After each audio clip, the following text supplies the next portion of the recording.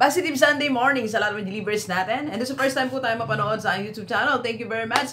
Please subscribe. Click mo na po yan, Doc Gigi Sunga.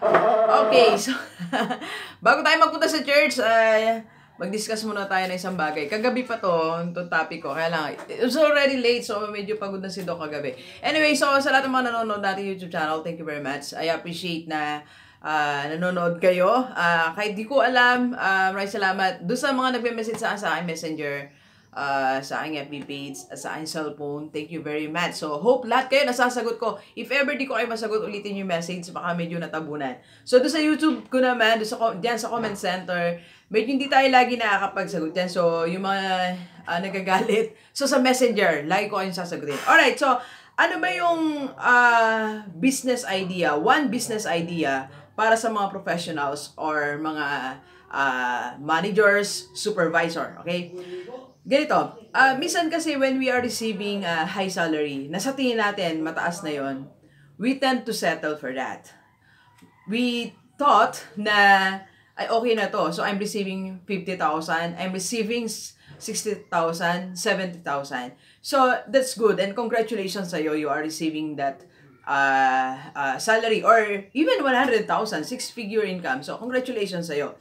But come to think of it, with your capacity, okay, with your capacity, with what you have, with God had provided in you, okay, so yung mga itinanim na skills sa'yo ni Lord, na potentials, na talent, so, hindi pa yan talaga yung maximum earning capacity mo.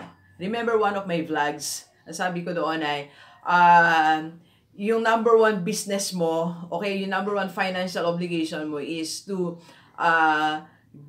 earn the 100% potential na meron ka. Okay? So, remember, sabi din ni Boss Sanchez, the formula of financial freedom is 100, 10, 20, and 70.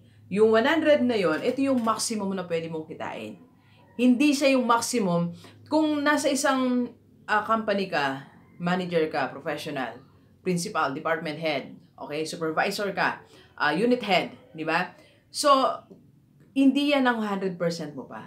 Kung yan lang ang pinagkukuhanan mo. Not yet.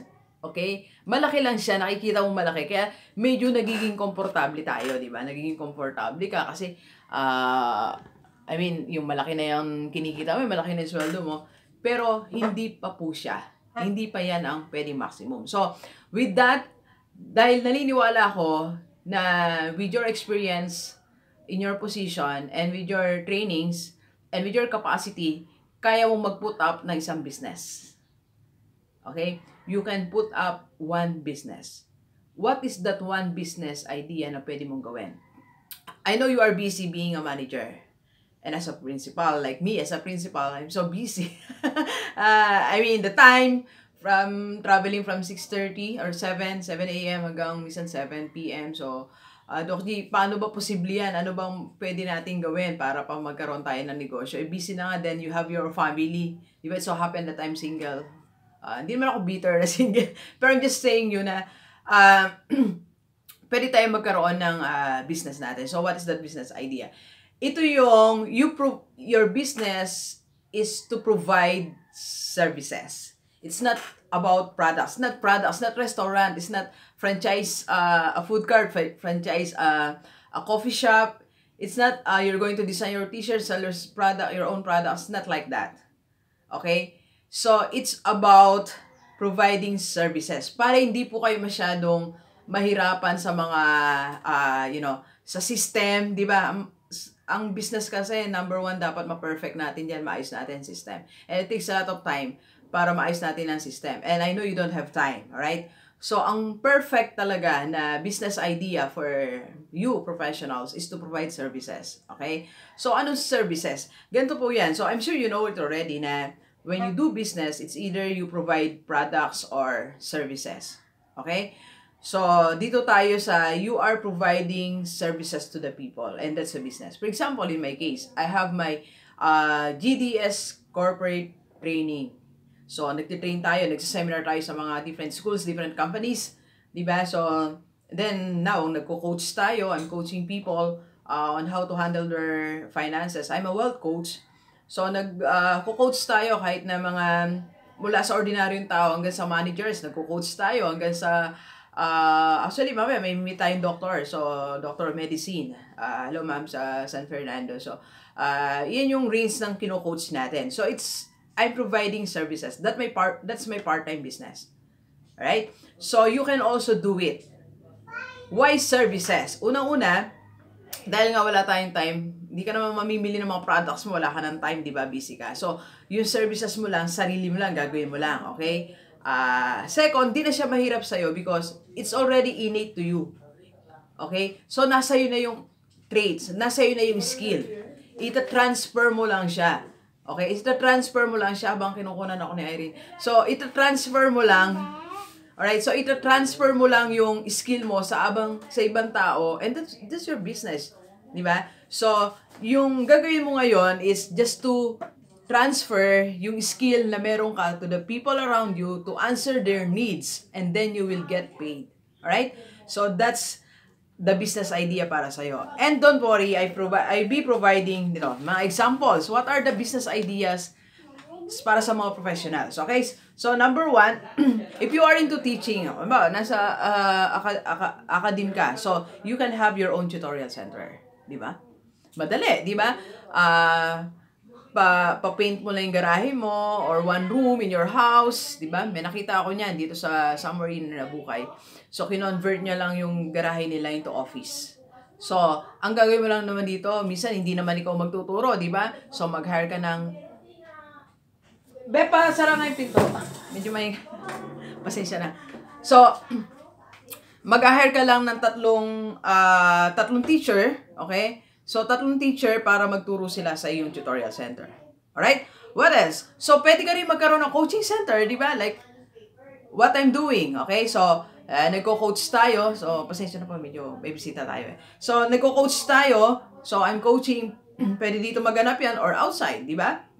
So, like, mamaya nga, banggit ko sa inyo, sa San Fernando tayo. So, minsan nagpupunta ako sa Manila, lumuluwas ako, nagpunta ako Nueva Ecija, sa like Feb 23, nasa SM Cabanatuan, Nueva Ecija tayo.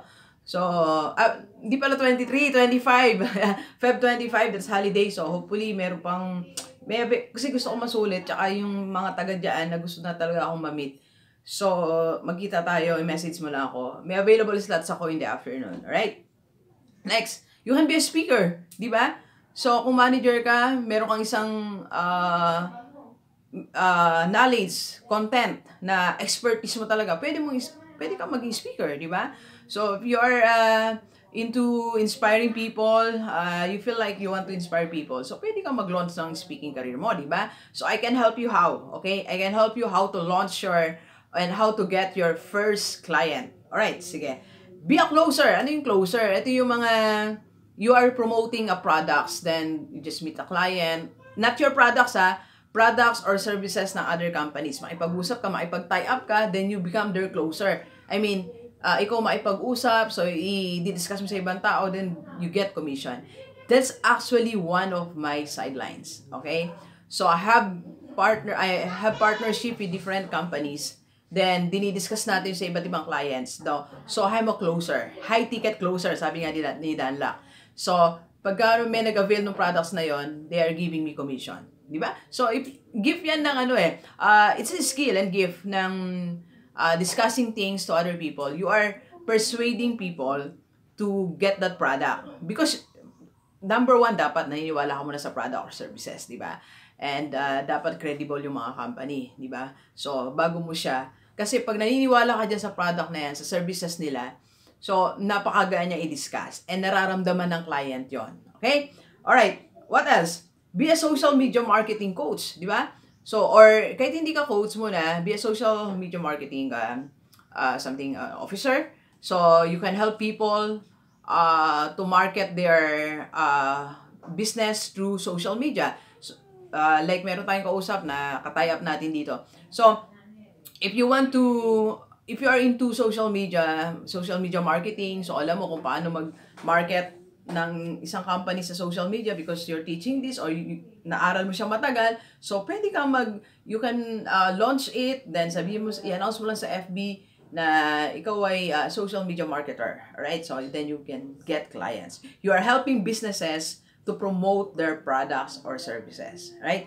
Next, website designer. So, if you're an IT expert sa company mo, pwede ka naman lumabas every Saturday, get one client, once a month, di ba? So, at least you have extra income, you have side business. Alright, what else? So, you can provide trainings like on how to write letters, copywriting, how to market, promotion, how to do materials, how to design brochure. So, something like that. If you are into that communication, pwede mo yan gawin, di ba? Ang dami.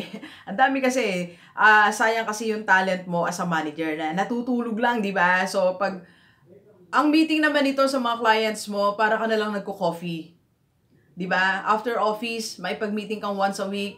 So, meeting, di ba? Coffee, tapos, nagdi-discuss ka na, di ba? So, you just do a little work sa gabi. Like, bago ako maipag-usap. Like ako, this is my coaching notebook. So, nandito na lahat. Bago ako maipag-usap sa mga kino-coach ko, nakasulat na po siya. Alright, so, dito na kami. Halimbawa ito, si Madam. Huwag natin nakatago ang kanilang mga identity. So, 1, 2, 3, yan yung mga plan namin. Tapos, bago ako, nagdi-discuss din ako if there's a need. Then, meron kami schedule ng follow-up. July 2019, pa-follow up ko siya. Diba? So, nagpi-prepare ka. Then, at the same time, you're also enjoying talking to people. I'm so excited meeting different types of people. Like Monday, baka matuloy kami ni Sir from Cebu siya. Parang Admiral something siya eh. Sa barko ata siya. So, na-excite ako because I have an opportunity to meet different types of people. And I'm also learning from them. Kagabi na may natutunan ako sa networking na business, di ba? Na it's another opportunity. So, ganun lang. So, hindi mo alam, lalawig na yung negosyo mo eh. Hindi mo mapapansin. Okay? So, you just have a meeting yun. Sa training tayo. Training people, di ba? Okay, next, if you are into business, so mostly business talaga, no?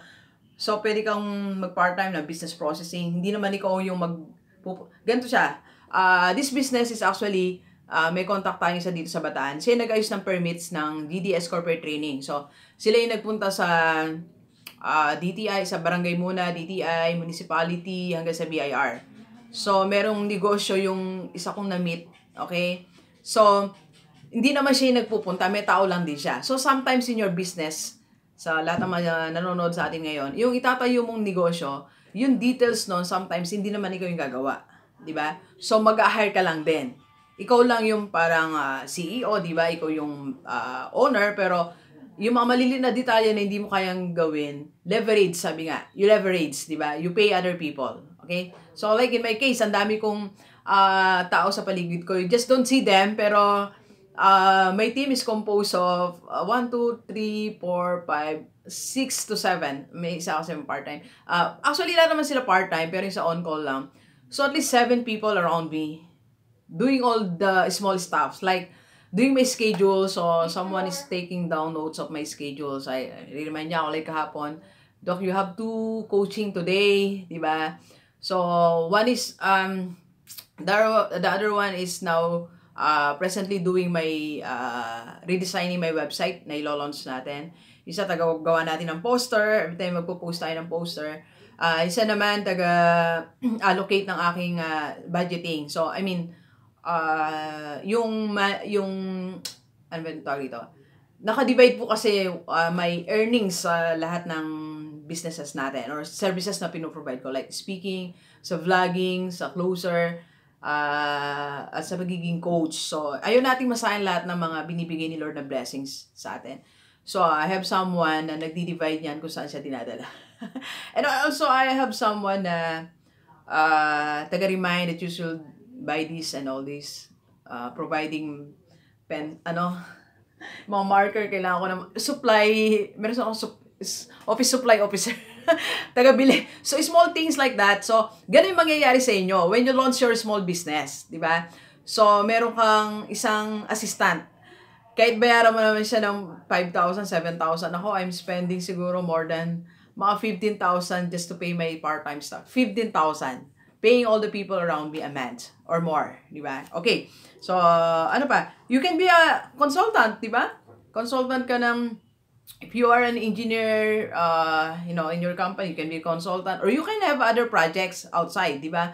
May mga kakilala naman tayo na ginagawa yan. So, may mga ka-tie up silang company and they're going there just to give at least 2 hours meetings or giving advices, something like that. Okay? Alright, ano pa? You can be a lecturer. So, for example, expert ka sa isang area. For example, environment. Okay? So, expert ka talaga dyan sa line na yan. EIA, diba? Naalala ko, EMB, Environmental Management Bureau. So, because that's my major. So, for those who do not know, ang major ko po, Environmental Studies. Ang layo, no? But I'm doing a seminar also about environment. Lecture. So, pag meron mga nagre-request, okay? So, I'm a graduate from Miriam College tayo. One of the first batches ng PhD nila into environmental studies or environmental science. Okay? So, you can be a lecturer. Kung yung topic mo is unique sa'yo, di ba? So, pwede kang gawin yan. Lecturer. Okay. So, you can also be a thesis advisor. Di ba? Okay? So, or, yan. You can have your own business center, something like people, if you want to start your own business, they can go to your place. You can have coaching, mentoring, consulting, di ba? So, marami pa. Mahaba listahan natin, delivers. So, what I'm trying to say to you is, if you are a professional, department head, managers ka na, CEO, o ng isang company, you can also have your side job, side business. Gawin mo na siyang business, okay? Kasi, mas maganda na yung business, di ba? It's legalizing everything, di ba? So, though it takes some money, like ako, it took me a big amount to legalize everything, pero that's the right way to do it, okay? So, ulitin ko, if you are receiving like 6-figure income, it's not yet your final income. So, marami pang binigay si Lord sa'yo. Magugulat ka na lang pag nag-start ka na, mag-expand yan, okay? And if you need my services, if you want help, a mentor or coach for this, I can help you. Just call me 0939-5254311 or message mo ko, Dr. Gigi D. Sunga sa aking FB page and Gigi Sunga sa aking messenger. Okay, so happy Sunday sa lahat ng mga delivers natin.